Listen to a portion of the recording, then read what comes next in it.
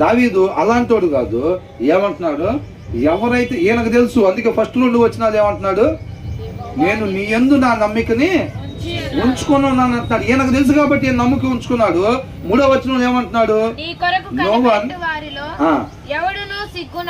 చూసారండి, ఆయన యందు ఎవరైతే కనిపెట్టుకుని ఉంటారో వాళ్ళలో ఎవ్వరు కూడా సిగ్గుపడరు, అవమానపడరు. కాబట్టి ఆయన యందే నమ్మికని ఉంచుకోండి అన్నాడు.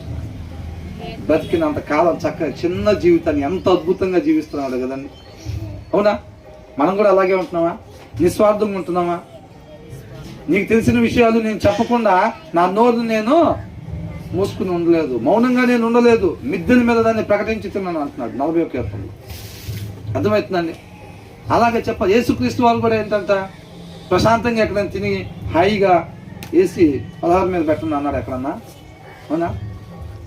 వేకుజామునే లేచి వెళ్ళి అరణ్యంలో ప్రార్థన చేసుకుని వచ్చి రెస్ట్ తీసుకోవడానికి లేదు. మళ్ళీ పదండి, ఆ బలంతో, ఆ ఆత్మీయ బలంతో, తండ్రి దగ్గర నుంచి పొందుకున్న శక్తితో రోగిని స్వస్థత చేయాలి. వాళ్ళకి కావాల్సిన జీవపు మాటల్ని చెప్పాలి. కాబట్టి ఆ 33.5 సంవత్సరాన్ని ఎట్లా ఉపయోగించాడు అసలు ఆయన? అవునా? మనం కూడా అలాగే ఉపయోగించేవారుగా ఉండాలి మన జీవితంలో.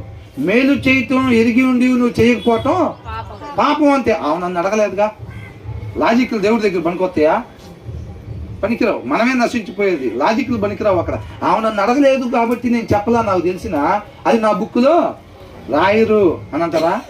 ఆమె అడగకపోయినా నీకు నాకు తెలిసినప్పుడు అది చెప్పకపోతే మన బుక్లో అది రాస్తారు అంతే. అర్థమవుతుందండి? అది పాపం కింద. నువ్వు మేలు చేయటం ఎరిగి ఉండి నువ్వు చేయపోవటం పాపము అని ఉంది.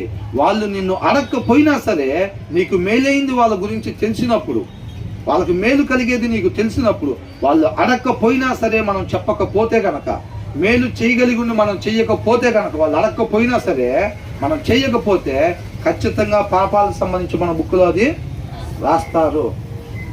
కాబట్టి లాజికల్, మనిషిని డీల్ చేసినట్టుగా, మనుషుల దగ్గర వ్యవహరించినట్టుగా దేవుడి దగ్గర వ్యవహారం చేయకూడదు.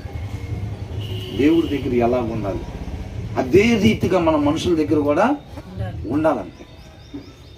అర్థమవుతుందండి?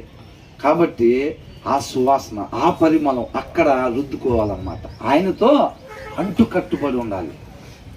ఆ గుణ లక్షణాలు ఇక్కడ మనం ఏదన్నా చెయ్యాలి, ఈ లోకంలో జనాలకి అట్లా చెయ్యాలి అంటే అక్కడి నుంచి తెచ్చుకోవాల్సిందే. నువ్వు అక్కడ అంటుకట్టుబడి ఉండాల్సిందే.